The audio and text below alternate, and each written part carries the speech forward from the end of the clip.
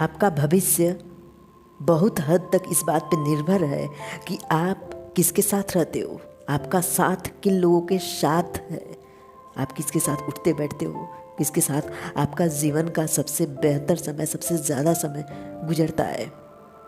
क्योंकि वहाँ पे जो लोग आपके साथ रहते हैं कहीं ना कहीं अपने छवि के कुछ अंश आपके साथ वो छोड़ जाएंगे। अगर चोर के साथ आप रहते हो तो आप चोर हो या ना हो, लेकिन आपके साथ उसका रहना आपके बदनामी का सबसे बड़ा कारण बनता है। क्योंकि आप वहाँ पे गलत नहीं हो, लेकिन उस इंसान के साथ हो तो उसके कर्मों का प्रभाव आप पर भी पड़ता है। दुर्योधन बहुत दुष्ट था। दुर्योधन के बुरे कर्मों का परिणाम कर्ण को भी भुगतना पड़ा। कर्ण को भी अपने प्राणों को युद्ध में न्यौछावर करना पड़ा, क्योंकि दुर्योधन का साथ जो था, दुर्योधन के बुरे कर्मों के साथ उसके मित्र को भी उसका परिणाम मिला। इसलिए आप देखो कि आपके साथ जो है वो आपके लिए बेहतर है, आपके लिए सही है। क्योंकि हमारे जो साथ है वो हमें बहुत प्यारा लगता है, उसका साथ हमें बहुत अच्छा लगता है। लेकिन जब उसका साथ हमारे जीवन को अंधेरे की तरफ ढकेल दे, जब हमारे जीवन को बर्बाद करने लगे उसका साथ, तो उस साथ को छोड़ देना चाहिए।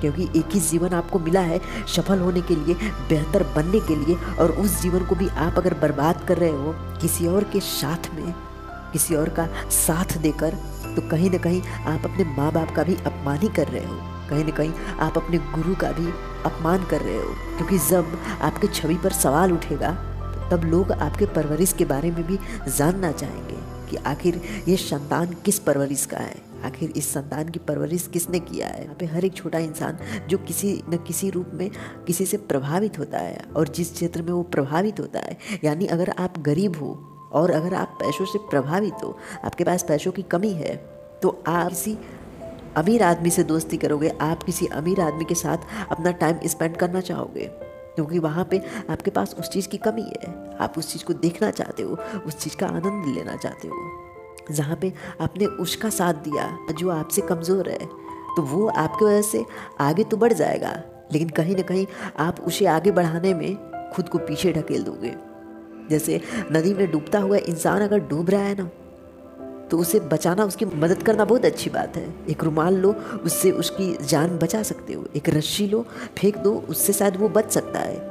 लेकिन अगर वो डूब रहा है और आपने उसे अपना हाथ दिया, तो वो बचे या न बचे ये तो आने वाले भविष्य की बात है, लेकिन आपको ज़रूर वो डुबा के मार देगा।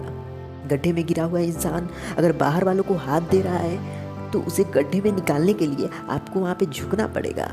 और कहीं ना कहीं अगर ये इंसानियत की बात है तो आप उसे बचा सकते हो। लेकिन जहाँ पे आपका आत्मसम्मान, जहाँ पे आपका सम्मान, जहाँ पे आपका परिश्रम के द्वारा कमाए गए मान सम्मान को झुकाना पड़े, वहाँ पे आपको उस इंसान की बचाव नहीं करना चाहिए। क्योंकि कहीं ना कहीं आप उस इंसान को बचा तो रहे हो, लेकिन वही इंसान आपको दोबारा उस गड्ढे में गिरा देगा, और शायद आपको निकालने वाला कोई नहीं होगा।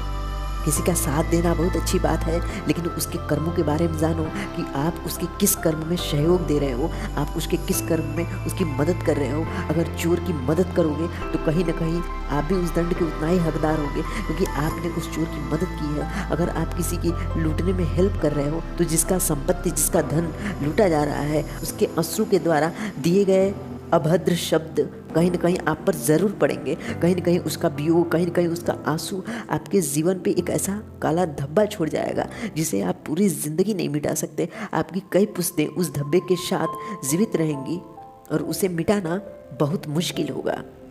आपका साथ ही आपका भविष्य है, इसलिए देखो कि आप किसके साथ हो और आपके साथ कौन है। हमेशा अपने से अग्रसर वाले की चाह रखो, अपने पीछे वालों के बारे में सोचो कि जो तुमसे कमज़ोर हैं उनकी मदद कैसे की जा सकती है। लेकिन अगर उन्हें उठाने की कोशिश करोगे तो कहीं ना कहीं तुम्हें नीचे उतरना पड़ेगा, और जब तुम नीचे उतरे तो वो इंसान तुम्हारे सर पे पैर रखकर आगे बढ़ जाएगा, लेकिन ये कभी नहीं देखेगा कि तुम्हारी स्थिति क्या हो चुकी है, तुम्हारी स्थिति क्या थी, और उस इंसान की हेल्प करने में अब तुम्हारी स्थिति क्या हो गई है।